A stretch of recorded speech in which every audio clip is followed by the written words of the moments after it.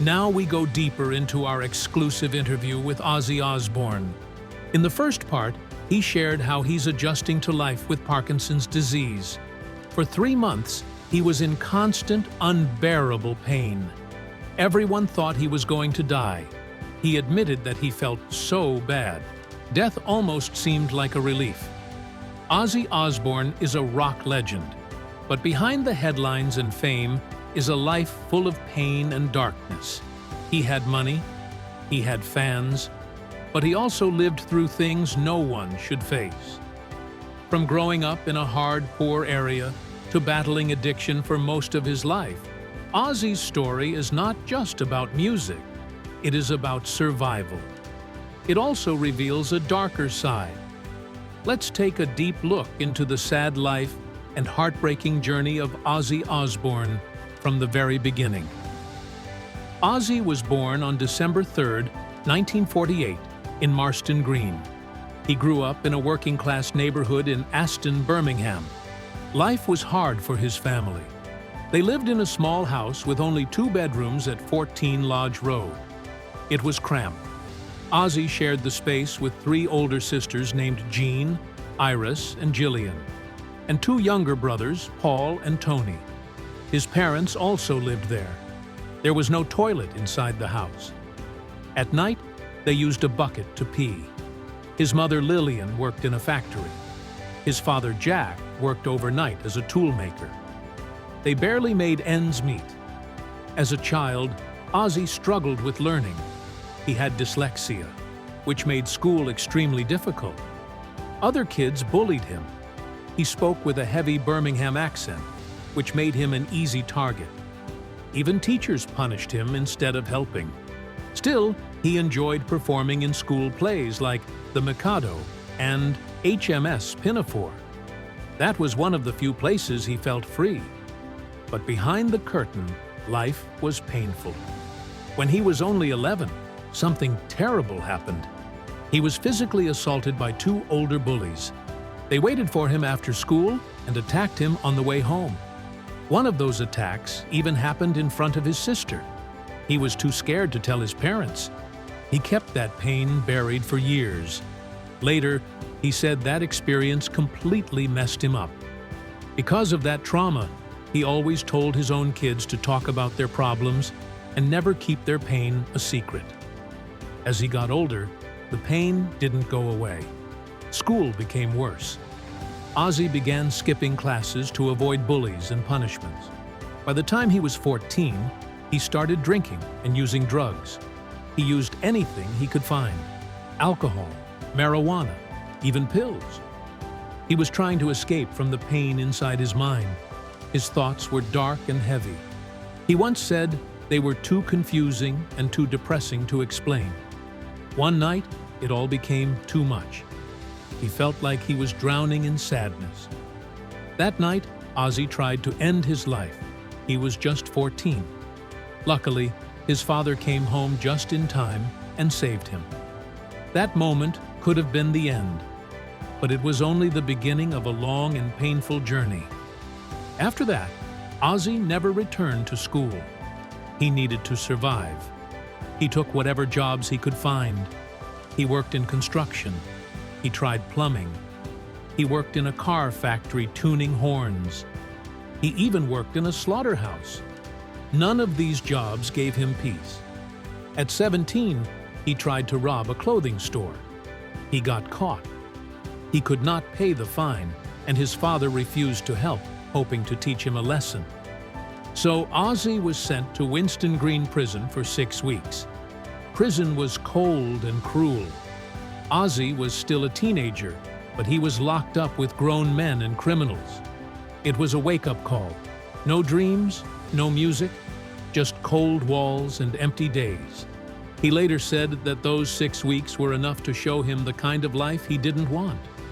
Even in that darkness, he held on to one thing: the dream sparked by hearing the Beatles for the first time. In 1968, Ozzy's life changed. He became the lead singer of a new band called Black Sabbath. Their music was dark and heavy. People had never heard anything like it. Albums like Paranoid and Master of Reality made them legends. But behind the scenes, the band was falling apart. By the late 1970s, they were worn down by drugs, alcohol, and bad reviews.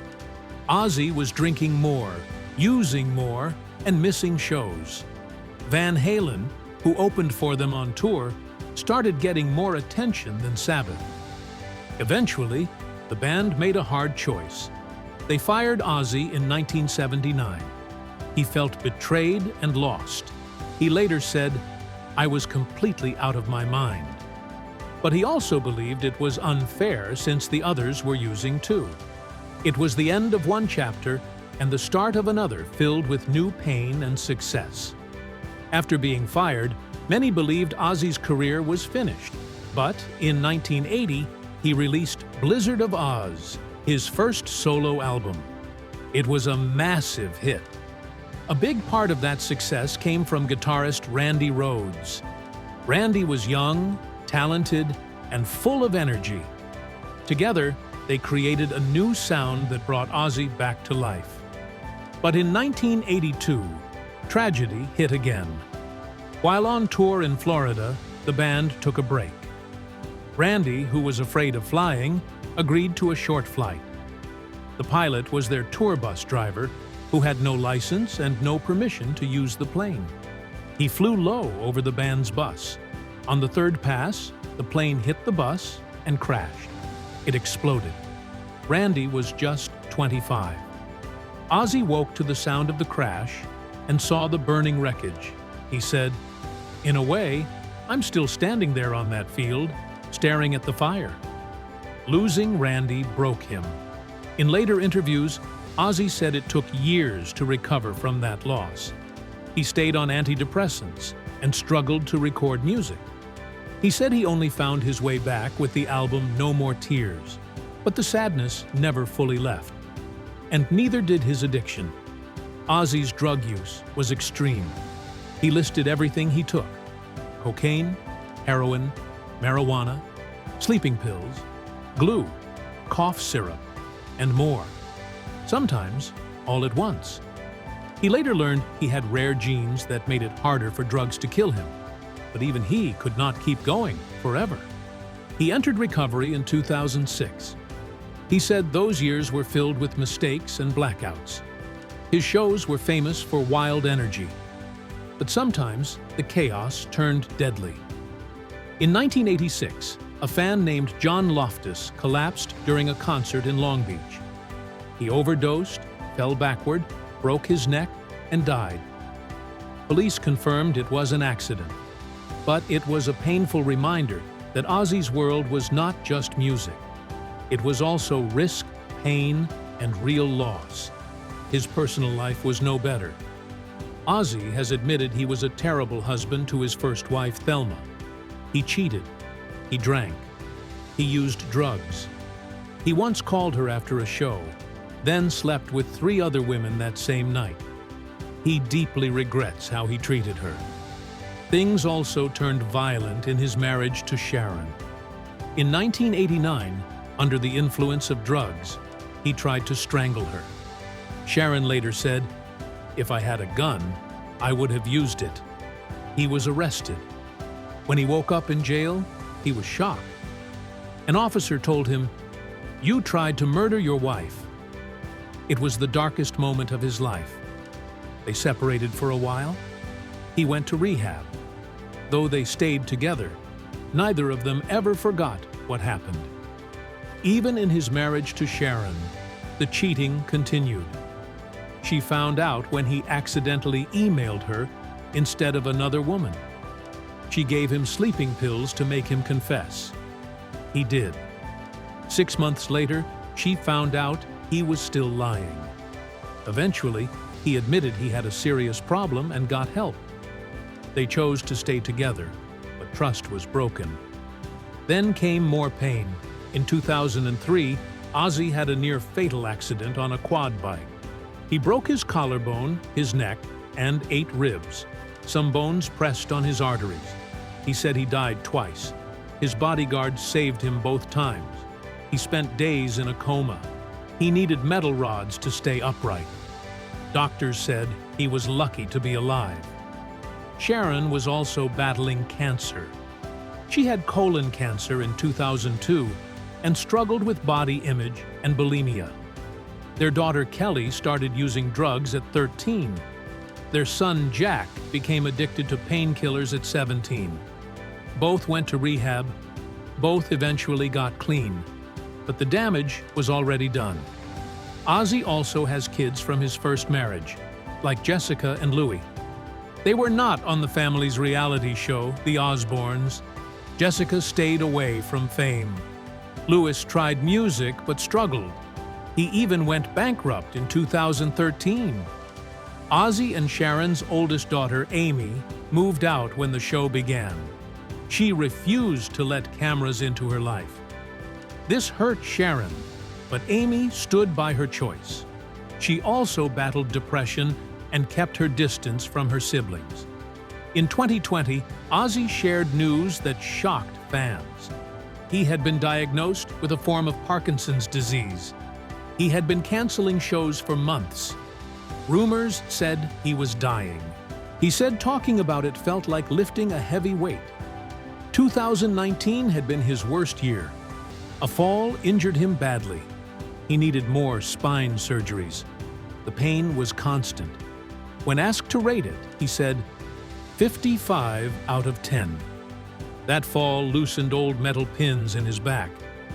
The pain changed his life. In February 2023, he made a heartbreaking announcement. He was retiring from touring. He said it was one of the hardest things he ever had to share. Years of treatments could not fix his body.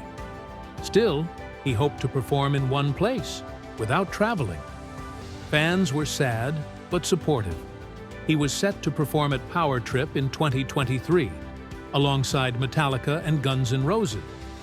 But a few months before the show, he canceled. He said he was not ready and would not give a weak performance. Then came false reports of his death. A YouTube video said he died on November 18, 2024. Ozzy found it and joked, "I died? I didn't even know." His son Jack was angry and called it all lies. Ozzy said, "I'm not going anywhere. I'll do more shows." Amy faced a close call too. In 2022, she was in a recording studio when a fire broke out. She and her producer escaped, but one person died. Sharon said it broke her heart. Even while Ozzy battled health problems, danger was never far. In 2024, his condition got worse. He said a doctor gave him ketamine for pain. The feeling reminded him of old addictions. He said just a little was enough to spark him. Doctors warned it was risky, but his pain was real. He had metal rods in his spine. He had a tumor removed from his bone. He lost his balance. He could barely move. He said losing the stage felt like saying goodbye to the love of his life. Then, in early 2025, Sharon shared more bad news. Ozzy could no longer walk. His Parkinson's had gotten worse. He confirmed it himself. Yet he still said, "For all my complaining, I'm still alive." Now, Ozzy Osbourne is preparing for his final show with Black Sabbath. It will be held July 5th in Birmingham, England. The concert is titled Back to the Beginning.